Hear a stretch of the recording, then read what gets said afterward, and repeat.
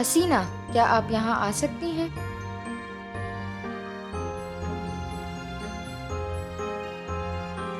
جی ہاں امینہ۔ آپ جانتی ہیں کہ پچھلا مہینہ زیادہ نتیجہ خیز نہیں تھا۔ ہاں لیکن اسماء، یہ تبدیلی کرنی پڑے گی۔ جو پہلے قابل قبول تھا اب ہم اس میں مطمئن نہیں ہو سکتے۔ اسماء، مزید چھٹی نہیں ہونی چاہیے۔ آپ جانتی ہیں کہ مجھے اپنے بچے کی بیماری کی وجہ سے چھٹی لینا پڑی۔ میرے پاس مدد کے لیے گھر میں کوئی نہیں تھا۔ کام ہے، ہم سب کے گھر میں مسائل ہیں۔ ہم اپنے گھر کے مسائل کام پر نہیں لا سکتے۔ کیا ہم لا سکتے ہیں؟ کیا آپ نے مجھے چھٹی لیتے ہوئے دیکھا ہے؟ امینہ، میں کوشش کروں گی۔ ہمیں کیا کرنے کی ضرورت ہے؟ ہمیں اسماء پیداواری صلاحیت بڑھانے کی ضرورت ہے۔ کیا آپ اسماء اضافی کام کر سکتی ہیں جب تک کہ کام پورا نہ ہو جائے؟ دیر سے کام کرنا مشکل ہوگا کیونکہ مجھے محسن کو اسکول سے لینا ہوتا ہے۔ میں کیا کروں؟ مجھے نہیں لگتا کہ وہ کچھ سننے یا سمجھنے کے مزاج میں ہے۔ میں نے اپنی ٹیم کے ساتھ بات چیت کی۔ ہمیشہ کی طرح کچھ بہانے تھے۔ بچے کی طبیعت کا بہانہ، ہمیشہ کی طرح۔ کام تو آخر کام ہے۔ میں سمجھتا ہوں، لیکن ہمیں کارکنوں کے درپیش مسائل کو سننے کی ضرورت ہے۔ مجھے نہیں لگتا کہ ایک سائز سب کے مطابق ہوتا ہے۔ ہر ملازم مختلف ہے۔ ہم میں سے ہر ایک کے مختلف مسائل ہیں۔ ہمارے کارکنوں کے خدشات کو سمجھنے کی ضرورت ہے، ورنہ وہ کام کے مسائل کے بارے میں ہمارے ساتھ بات کرنے میں آزادی محسوس نہیں کریں گے۔ مجھے دیکھنے دیں کہ فرزانہ کے ساتھ کیا ہوتا ہے۔ فرزانہ، آپ کل غیر حاضر تھی۔ گھر میں سب ٹھیک ہے؟ مجھے بہت افسوس ہے احمد، میں فون نہیں کر سکی۔ سہیل کو اپنی والدہ سے ملنے کے لیے سفر پر جانا پڑا اور میری طبیعت ٹھیک نہیں تھی۔ چونکہ آفرین اسکول میں تھی، دن کے دوران میں نے اپنی طبیعت بہتر ہونے پر توجہ دی۔ اگلی بار کیا آپ یقینی بنائیں گی کہ ہمیں کال کر کے اطلاع کریں؟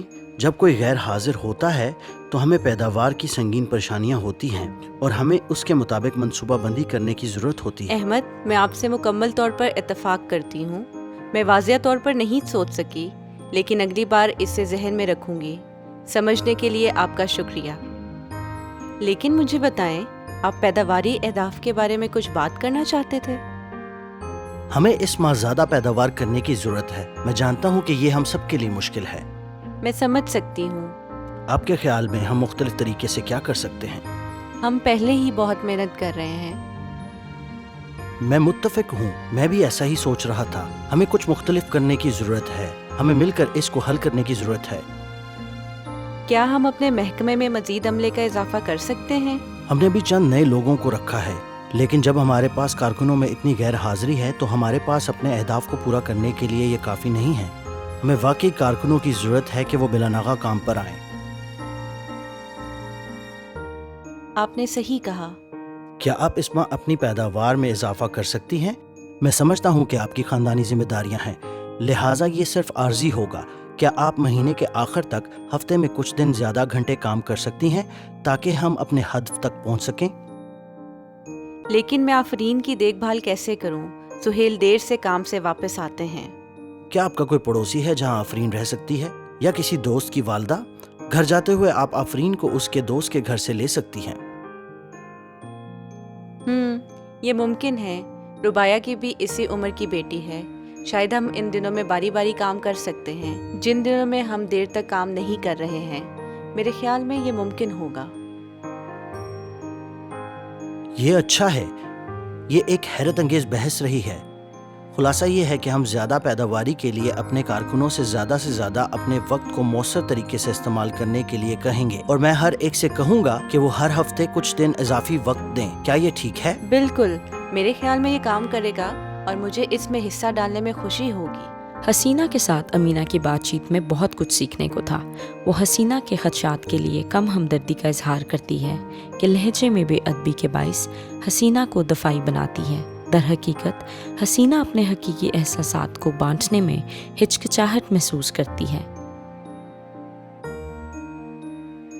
اس کے برعکس احمد اور فرزانہ کے درمیان میں ایک حیرت انگیز تعامل دیکھا۔ بات چیت کے آغاز میں وہ کام کی جگہ پر اطلاع کیے بغیر فرزانہ کے کام میں غیر حاضر ہونے کی وجہ کو سمجھنے کی کوشش کرتا ہے۔ اگرچہ وہ اسے سمجھاتا ہے اور صورتحال کو سنبھالتا ہے، لیکن وہ اس بات پر قائم ہے کہ اسے دہرانا نہیں چاہیے۔ احمد فرزانہ کی مشکلات کے لیے ہمدردی کا اظہار کرتا ہے اور اس کے ساتھ احترام سے پیش آتا ہے۔ وہ پیداواری میں اضافے کی مشکلات کو تسلیم کرتا ہے اور وہ اس مسئلے کو مل کر حل کرنے کے لیے بات چیت کرتے ہیں۔ مینیجر کی حیثیت سے وہ اپنی ضرورت کے بارے میں اپنی بات پر قائم ہے، لیکن اس عمل کے دوران اس مسئلے کو مشترکہ طور پر دیکھتا ہے اور فرزانہ کو ممکنہ حل تک پہنچانے میں اپنے ساتھ شامل کرتا ہے۔